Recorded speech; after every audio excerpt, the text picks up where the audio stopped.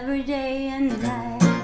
Hello, welcome to another episode of Constitutionalist Podcast. I am your host, Joseph M. Leonard. That's L-E-N-A-R-D. It looks French. It's not. It's Leonard without an O. Thank you for tuning in. As Graham Norton used to say on his show, let's get on with the show. Welcome to Deja Vu Week. No, that's not what it is. But kind of, sort of.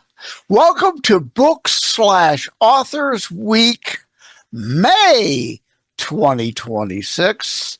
Just coming out of April 2026, Books/Authors Week, and October Books/Authors Weeks of October 2025. So yes, you guessed it. It's all about cucumbers and tomatoes and deli shopping. Yep. Books. Let's get on a guest. Joining me today, not going to bother to even attempt to pronounce her last name, S.E. Schritter. Schritter. Schritter. Most of the letters are silent. Yeah. The T is silent. And, yeah. In post, I'll put the scrawl on the bottom for the behind-the-scenes video viewers, and for the benefit of the audio and the transcript, the last name is T-S-C-H-R-I-T-T-E-R. Yes. Okay. Very German. Yes. Yeah. Yeah. Silent T, Schritter. Okay. I guess I get. Yeah. Keeler on my mom's side, so I'm part German heritage. Yeah. I grew up, Lewis, and then last name was Evans, my late husband, and then Schritter. So. Well, at least your book hasn't been put through the shredder. That's true. Right? Damn. Nice. Just the way my ADHD OCD brain works. Perfect. But I wanted to hit record right away, and before we get into what you're here for, what we were talking about before hitting record, I was on Mango Monday Music X-Space, and good thing the Zoom notice popped up. So I'm scrambling. Oh my God, my meeting starts. I forgot because I didn't set my alarm clock. You were saying about setting an alarm clock too? Yeah, I do that. I mean, there was one interview that I had 3 minutes to get ready for because I missed it. And I was like, changing clothes and makeup, got just a tiny bit, and 3 minutes. Like total transformation. So I hear you. And you were saying you're currently in a new book, the creation of I've been writing my next new short story that'll be a Kindle exclusive. It's going to drop in a couple weeks in May of 2026. So so you're in the middle of your next book. Yeah, and when you start getting into that space where you're in, for me it's fiction, right? So I totally disappear into another world, and then my kids call and they're like, "Mom, I need," and I remember that I have children again. Like it's just a really weird. So, yeah. Yeah. Who are you? Right. I released a book. I don't see you on my pages here. Who are you? I don't. Yeah. What's your name? I don't understand what's happening. Right. Yeah. You expect the characters to call you. That's what you expect. Yes. All right. So now that all that weird stuff that wasn't planned is out of the way, let's back up to the actual planned stuff. First, where were you born and raised? Where are you now? Significant places you may have been in between, that sort of thing. Sure. I was born in, a suburb of Chicago, Illinois. I tell most people Chicago. I'm joking, people. I'm joking. Detroit area for me. Pistons, Bulls, right. I definitely lived there during the three-peat, Boo! Yeah, right. Well, not for people in Chicago. Anyway, and then I went to school. I went to a Christian school in St. Paul, Minnesota. lived in Oregon for a little bit, moved back to Minnesota, and my current husband, because my late husband passed away in 2019. I remarried in 2020. I can't even use numbers anymore. 2023 is when I remarried, 10/10/23. And he was transferred to Simpsonville, South Carolina for work. So that is where we are now. Okay. Minnesota, eh? Minnesota. It's almost like a Canadian accent. Surrey, man, not you get- Surrey. The Great White North. Yeah. You're so fun. Yeah, no. The Mall of America. I Mall wouldn't of go America, I've there been now. That area is so out of control with crime and whatnot, but love the Mall of America. For those who don't know, it used to be the world's biggest mall. Don't know if it is anymore. Converted from an old baseball park. In fact, they still have a upper deck seat at the top of the corner, and in the middle there's a mini amusement park where the field used to be. There are roller coasters, multiple roller coasters inside the mall. A log flume, if it's still there. Yeah, love as far that as I know. place. Yes. Yeah. Haven't been there in decades. Again, I wouldn't go now. I was there in 2023. Oh, were you? Yeah. And you're here, you lived to tell the tale, huh? I did, yeah. Yeah, well, I was about to say, I wouldn't suggest flying into Minnesota to go to Mall of America like I did a couple times, unless if you can also afford full-time armed bodyguards to be with you. Right. I survived. And I'm saying that as somebody from the Detroit suburb. Detroit's a lot better nowadays. It's pretty clean, actually. Anyway, way down another rabbit hole again. That's The Prodigal Son, Crackhead to Jesus Freak, Book 1, Addiction Recovery Support Series. First thing that comes to mind I gotta ask is it's partly inspired by the My Pillow Mike Lindell guy from Crackhead to CEO book. No, not at all. It is a memoir. It is creative nonfiction. And my late husband was a crack addict and an alcoholic and became a pastor and then relapsed. So it's this whole journey of addiction and relapse and grace and overcoming shame and the battle of addiction. And you're with Mickey Mickelson, right? Yes, I am. Yes, we both know Mickey. On his release, it says now on pre-sale with a release in January 26. Well, we're recording in April of 2026, so the book is out now. Yes, book is out. Yeah, and it spent the first 2 months on the bestseller list, and it's doing really well. So it's been good. A lot of reviews are coming in and saying thank you for writing this book. So it's been a powerful tool to help other people who are going through either like who know someone who's battling addiction or going through their own battles with addiction. It's been really great. Yeah, Mike Lindell's book did really well, From Crackhead to CEO, the My Pillow founder. There is an appetite for things like this because so many people, if they're not directly going through that struggle, it can be an analogy or a metaphor for their struggles and can help 100%. Them. Yes? Yes. Yeah. Shame. Everyone battles shame and feeling insufficient at times. So it definitely touches everyone in that way. Stay with us. We'll be right back. Every life is a story. Some just end too soon. Ryan's life unfolds through words on paper, dreams of youth, love discovered, and the challenges of growing up. He found purpose in love, joy in family, and meaning in every small moment. But even the strongest hearts can break, and sometimes life takes unexpected turns. Through laughter and loss, Ryan leaves behind something greater than memories, a lasting legacy. A short story, A Lasting Legacy, by Joseph M. Leonard. A moving reflection on life, love, and the stories we leave behind. Available on Amazon in ebook, paperback, and hardcover editions. By Joseph M. Leonard.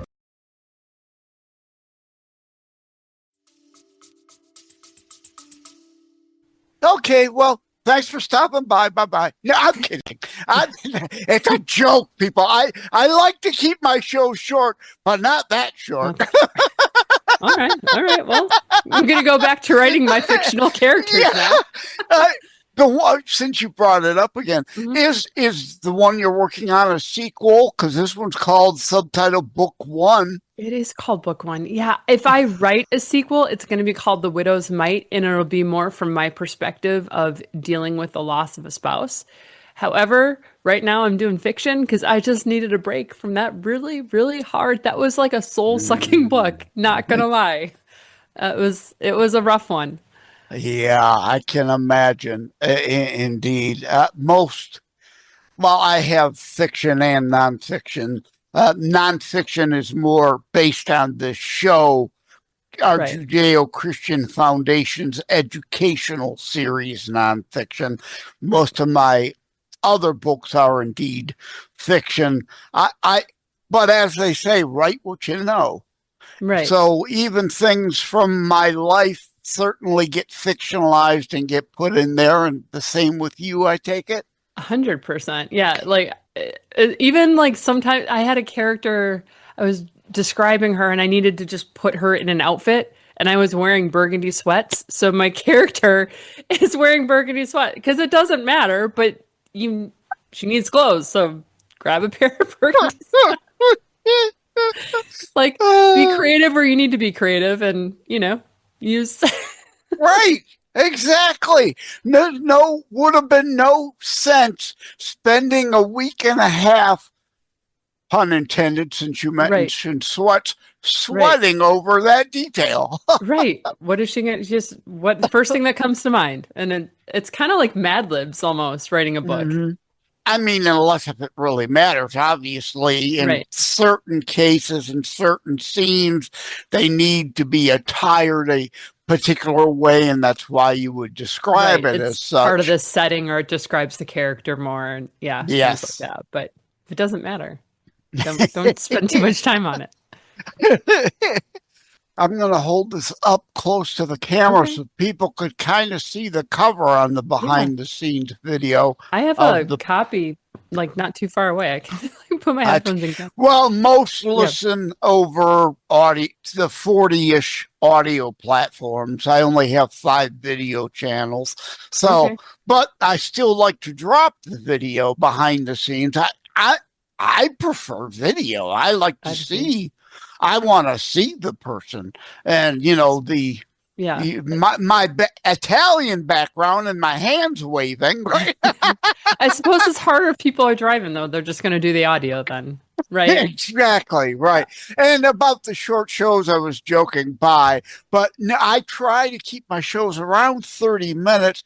That way, your lunch break, 10 minutes to the diner, order your food, put on the podcast, eat, you're done with your food, the podcast's done, go home or go back to work. Right. I like that's really smart. That's a smart business strategy, actually. Yeah, it's almost as if I actually thought about it. Right. It just kind of works that way, and I apply that ex post facto now. But I did coin today's Twitter, TikTok attention span. Everybody wants short. Yeah, they do. It's the same thing with the book, right? You have to hook them in the first page or the first paragraph, or. Are you writing full-length novels? I am. Yes, that's my goal. Romantic suspense is what I'm headed for right now. Okay. So. Yeah, I find of late I've been writing novelettes, and like I said, the one I'm working on now, so I could try to make it a 99-cent Kindle ebook exclusive, because got to help them stretch their entertainment dollar and, again, the attention span thing. So novelettes are shorter, then, I might read that then. Otherwise, anybody trying to write War and Peace today, good luck with that. Right, exactly. Yeah. They look at the page count and they're like, no, thanks. Yeah. Exactly. And of course, the higher the page count, the higher the print cost. Well, with ebook, it matters less. But yeah, actual print books, right. higher the page count, the higher the cost, the higher the MSRP of the book has to be. And we got to be mindful of people's budgets these days. Yes. Yeah, you want to make it as accessible as possible. That's why I made Prodigal Son available on Kindle Unlimited, because if people have the subscription, then go for it. They may not otherwise read it if it's not in the Kindle Select or Kindle Unlimited availability. So, okay, well, let's talk. Well, coming into the room in the last minute, you could see. In fact, I was just on Suno before this because I was listening to Mango Monday Music X Space. A couple of my tunes are played in the space, and I've had an ongoing running gag for decades now. Mornings, bah humbug. They'd be great if they came around 1 p.m. instead, right? So the light bulb went on, and I should do a song. Mornings, bah humbug. So that's another thing I just did before the Zoom alert said, hey, you got a meeting in 5 minutes, dummy. You better get ready. So in fact, a line in there, my brain still foggy, but feeling a bit squirrely. And that's exactly my space right now. I'm like, interview? How do you do these things? So just take over. What do you really want to tell the audience?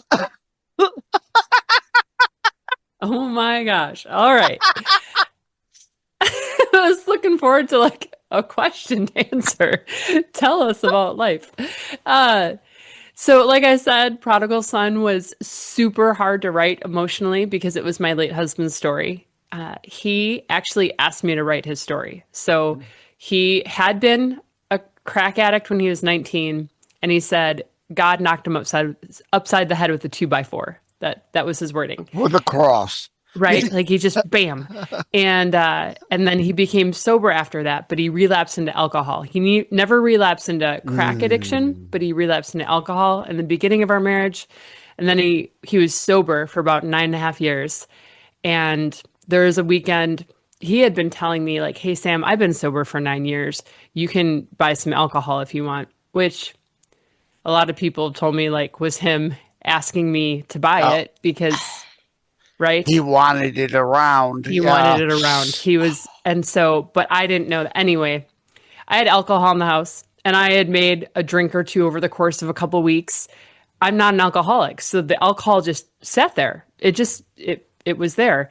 And I went away for a writing weekend. And that same weekend, his mentor slipped on the steps. We're talking Minnesota, January, right? Slipped on ice, fell back, hit his head, and went into a coma and passed away a week later. Oh, this is my real life. Oh. And I was gone, and my late husband Clint relapsed that weekend. He was a pastor and he didn't tell me about his relapse. So he relapsed at the end of January in 2017. And I March, April, I caught him once. I just saw that the level of the vodka bottle was low. And I was like, you need to not drink. You can't drink. You can't drink. And he's like, fine. And I was in denial at that point because he was a pastor. Things were going well. I was like, everything's fine. It's fine. And it's fine. it doesn't sound like he was blackout drunking.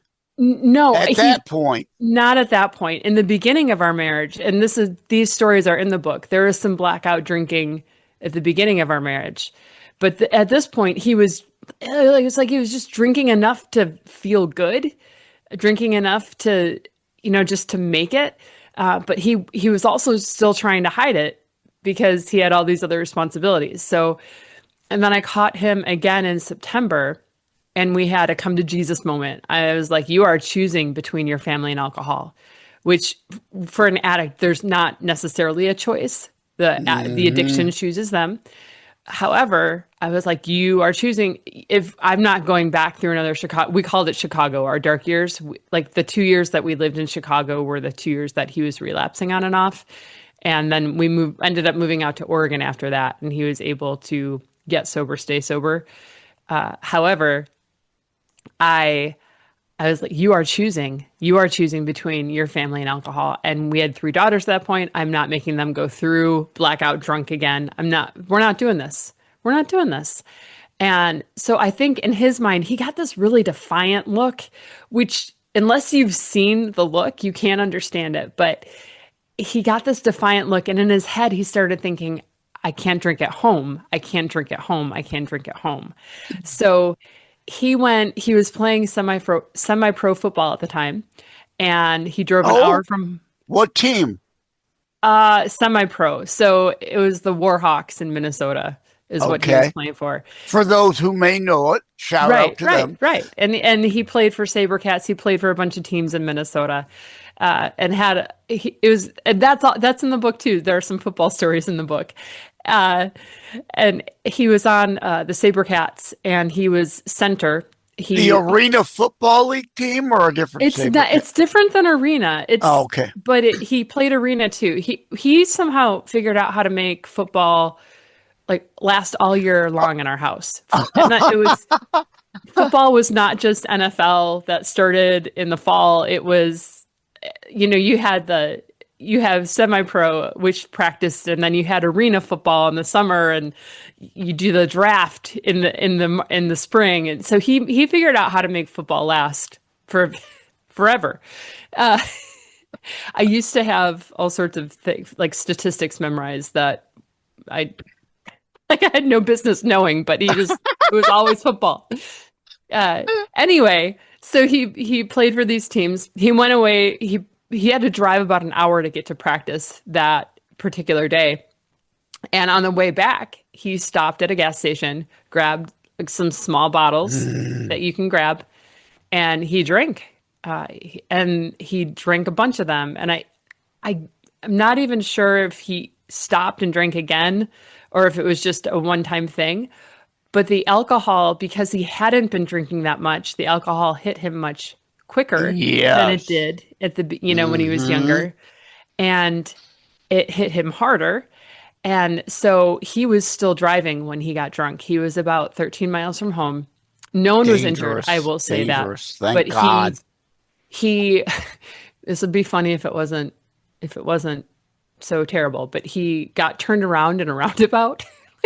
Missed the turn. Oh, I hate those things. Right? He was drunk, so he went around and around and around. That is kind of funny. It is a little funny. So he was supposed to be going home, turned around, went back the way he was going, and into this other town, and got in a drunk driving accident. Oh. I got a call at 1:30 in the morning. Miss Evans, this is Sergeant Jeremy Reed with the New Ulm Police Department. There's been an accident. Your husband's been taken to the hospital. When he's released from the hospital, he will be arrested for the felony charge of fleeing police. So that was that. I saw that. Yes, that's the back cover copy. Yeah. And then 6 hours later, the hospital called and said, Miss Evans, we found something on the CAT scan. Again, this is my real life. So he went to jail with a potential cancer diagnosis, which turned out to be a cancer diagnosis. Like I saw that in the write-up. Yeah, I'm glad you're bringing it up. Exactly. This is all the addiction stuff. Someone could relate to the cancer thing, or right. It's the whole thing. And I was stuck on. He lied to me. He drank and he drove and hid it from me. And I am paying the price for his choices.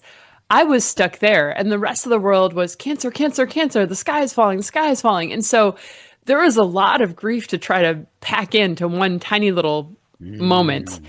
And somewhere in the midst of that, he lived 20 months diagnosis to death. And somewhere in the midst of that, he said, Sam, what are the chances I would be married to an author whose best work comes from wounds? I want you to write my story. I want you to interview me, and I want you to write my story. And I didn't want to because I knew how dark it Yeah, was. you get too Right. close to a subject at times. Right. We'd been married 14 years at that point. Like, I lived a lot of the dark with him and knew that part of his story would be part of my story. But to honor him and to honor people who battle addiction or battle shame, we really wanted it to happen. We wanted people to know that no matter how badly you screw up, God still loves you, and that his love for you is not based on what you do or what you don't do. Amen. And so if it were a movie, it's one of those things, it's based on a true story, and people walk out of the theater saying, "No, I don't believe that at all." Right. No, Right? but this All really that happened. Yeah, and I didn't choose cancer. Cancer chose me too. I didn't choose this lack of a hairdo, the chemo, Okay. so I keep it shaved now, so I can relate comes to in that part of differently, the yes. story. Yes. Mm-hmm. Yeah, that was absolutely I still tell people my story and they look at me like, "Are you serious?" I'm like, "Yeah." I wrote it in a creative nonfiction style, so it's written like fiction. Oh, that's better. Yeah, I've People got like that better, I think. Yes, I've got a book, How to Write a Book and Get It Published, to help people who have a story in them get it out, from creation, Yeah. character building, Awesome. scenery building, publishing options, reviews, and promotion, blah, blah, blah, blah, blah. But I bring Right. that up not to try to promote that book, but You're allowed to. It's your show. yeah, but to make the point, memoirs. The memoir of John Doe. Well, who the hell is John Doe and why should I care? But the story of John Doe, fictionalized, can tell great tales and give life lessons. Yes? Right. So you're not just telling someone's life, you're inviting them into it. That's the difference. But it's still very much nonfiction. There are a couple scenes where I have to combine like different conversations or things that happen and pull them into one scene, but they all happen individually. It just they're a conglomerate. Yeah, it's like I love the movie Patriot Games with Wahlberg about the marathon, Boston Marathon bombing. Same thing in books as with movies. In that movie, Mark Wahlberg's character was a conglomeration or a compilation or several people of that day, because you can't have 50,000 characters in a movie or a book. It gets too confusing. Correct. So, like in your case, you took things that kind of sort of happened at different times, but did happen, but squeezed them into one scene that makes more sense. One particular scene I did that with was visitations to homebound or shut-ins. He would go deliver communion to people all the time. As pastoral duties. Correct. Yeah. But no one wants to read about 16 different pastoral visits in a book. Bingo! Perfect example. So you take the pieces of all of them, and it's one character that he goes to visit twice in the book and 2 different times, and it matters. But the pieces of it are all real. And Millie, this character, is, like you said, like a conglomeration of probably about 30 different people that he was going to visit. Yeah, 30 visitations, people would be just too confused, not able to follow Like, why do we care? That's not what it's about. But to show that he did visitations and to show what he was talking about when he did those visitations, that piece was very important. You could save the other characters for the extended. I like to joke. I don't even want to go there. I'm gonna grab it right. There's the Google defined. There is a short story, typically under 7,500 words. Novelette ranges 7,500 to 17,000 words. Novella 17.5 to 40K words. A novel 40,000 or more. And I dare say there should be a new category called novel X'd. Anything over 450 pages is too big for most people nowadays. That should be its own category. Anything over 450 pages, The user should be warned. This is a novel extend or a director's cut, if you will, right? War and The Peace. the extended version of it.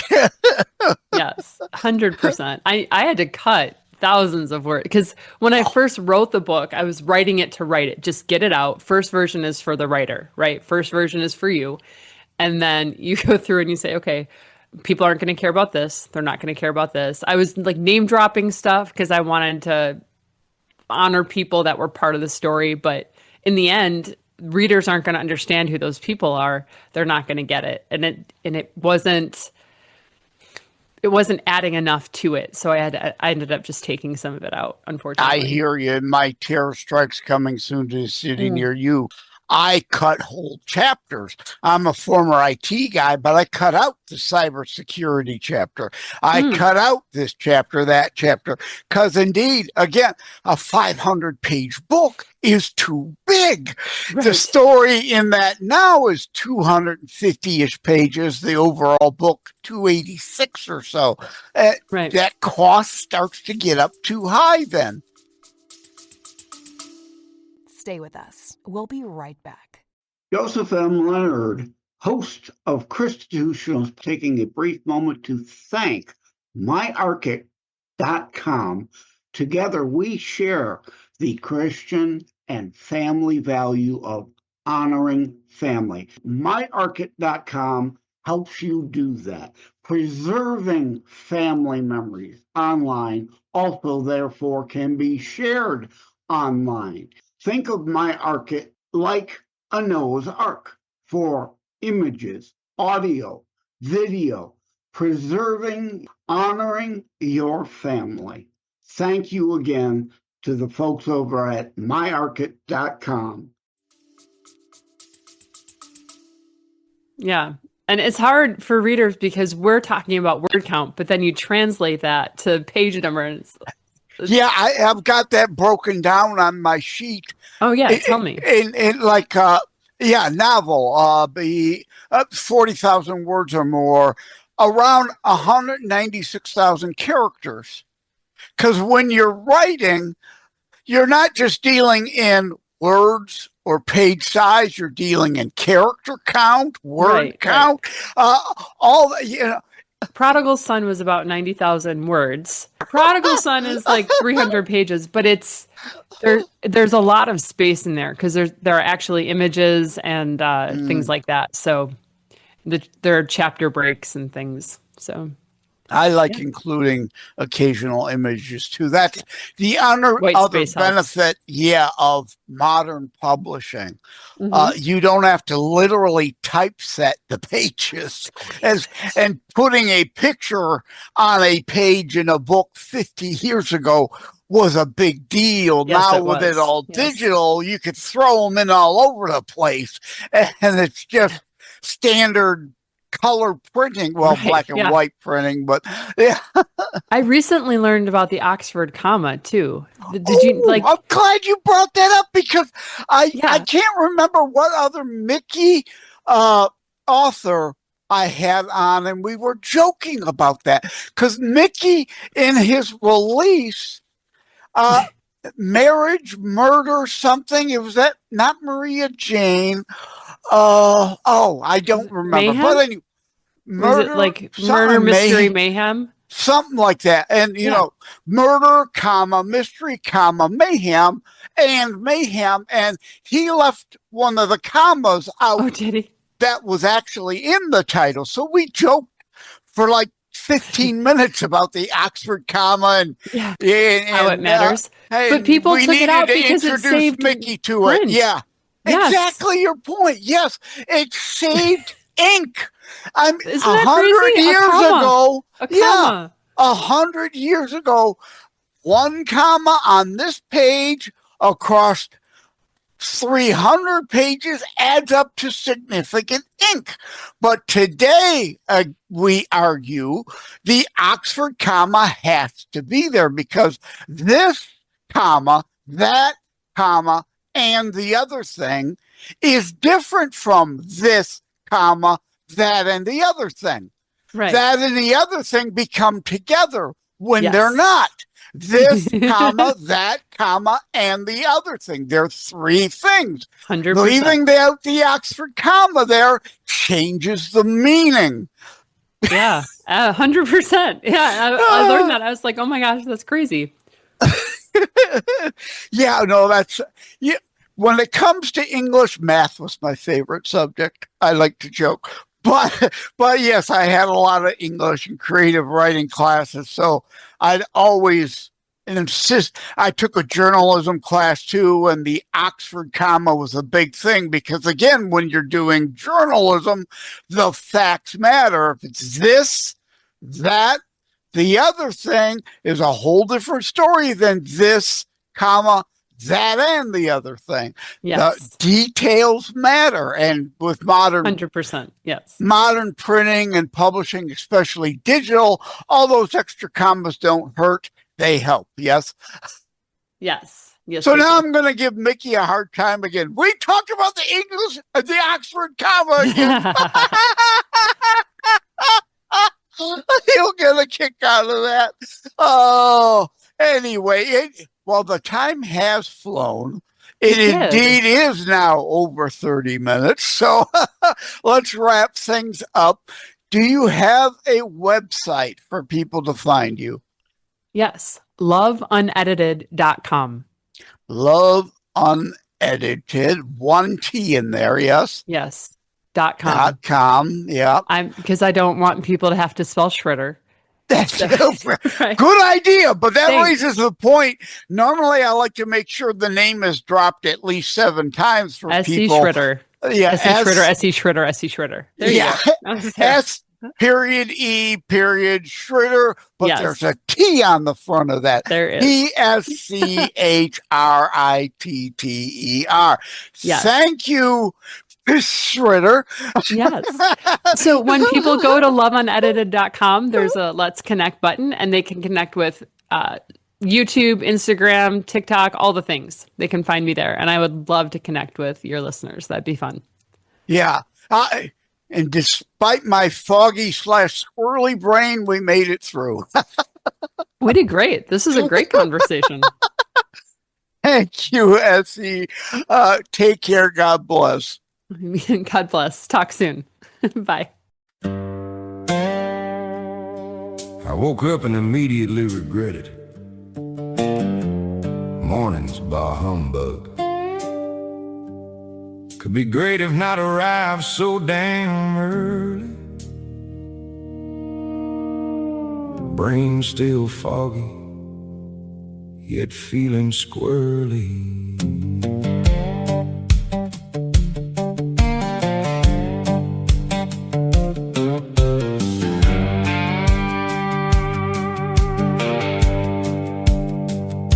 I woke up mad at the ceiling fan. My face said why before I could stand. Coffee's not enough for this haunted brain. I'm half a ghost in a school bus lane. Eyes like dust, steps like a joke. Head doing math, I can't yet cope. The world showed up way too soon. I'm not awake, I'm barely noon. Too early again. Too early again. Bash my clock, amen. Too early again. Morning's got hands and the graph too tight. I need one more hour just to get my life. I met my socks in the dark by the sink. One went north, one went think. My keys were there in a bowl of doom. I lost my words to the hallway gloom. Eyes like dust, steps like a joke. Hair doing math, I can't yet cope. The world showed up way too soon. I'm not awake, I'm barely noon. Too early again. Too early again. Too early again. Too early. Bash my clock, caveman. Too early again. Too early again. Morning's got hands and they grab too tight. I need just to get my life. If sunrise wants to fight it, pick the wrong guy. I'm wrinkled, I'm irritable, I don't know why. Give me a minute, give me a chair, give me a version of the day I can bear. Too early again, too early again, too early again, too early again. Bash my clock, caveman. Too early again, too early again. Morning's got hands and they grab too tight. I need one more hour just to get my life. Too early again. Mornings, they'd be alright if they started around 1 o'clock in the afternoon light. Let me sleep till the day is already half gone. Mornings, y'all can carry on. Mornings were rough with that bah humbug bite. Now the sun's past noon and I'm losing the fight. Coffee's gone cold, motivation took flight. Welcome to the afternoon blahs. Clock hits 3:15, eyes heavy as lead. That third cup betrayed me, now I'm half dead. Emails are laughing, the to-do list won't quit, but my brain checked out and it ain't coming back yet. Staring at the screen while the cursor just blinks. Brain fog so thick you could stir it with a drink. Tried a power nap, woke up more confused. Afternoon blahs got me thoroughly bruised. It's the afternoon blahs, yeah, they hit me hard between lunch and quitting time. Life's a discard, energy crashed, motivation's on strike. Afternoon blah, Lord, throw me a lifeline tonight. Morning said bah humbug. Now this is the sequel bite. Afternoon blahs, hold me tight. Michigan in my blood, that familiar drag. Once Motor City muscle, now I'm stuck in this lag. Great Lake shining outside, but I'm glued to this chair, trying real hard, but the afternoon just ain't fair. Factories closed, politicians still taxing the soul. Same old story, we keep falling back in the hole. From morning bah humbug straight into midday blues. Afternoon blahs got me paying my dues. Living in the states of confusion, coast to coast, it's the same now. Even the hours of the day are playing the blame game. Mass hysteria mornings, California dreams at night. State of misery middays and Illinois by daylight. Michigan afternoons got me feeling the squeeze. Fly over energy lost somewhere over the trees. Red states, blue states, doesn't matter the zip. Afternoon blahs don't care who you are, they still hit. Mornings say bah humbug. Afternoons whisper, why even try? But somewhere past 5 o'clock, the evening might let this old boy fly.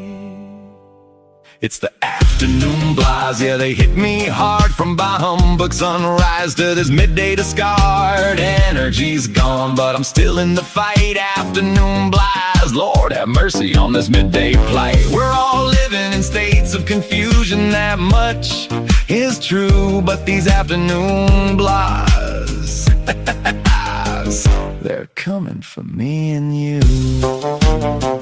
Lord have mercy. Afternoon blahs, yeah, that's me. Mornings, bah humbug. Afternoons, states of confusion. Lord have mercy on the people we.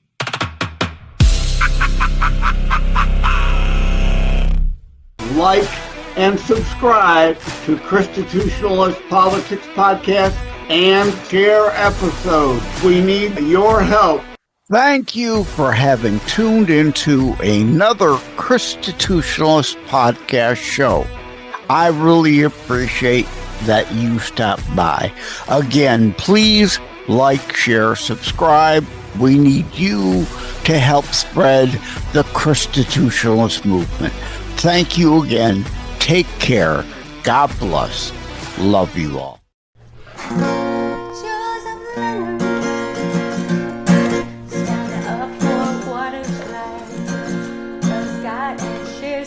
message every day and night. Believes in freedom and making his voice heard. Shared his message over all the earth. God loves you, Joseph, for all you do. Stand strong and God bless you.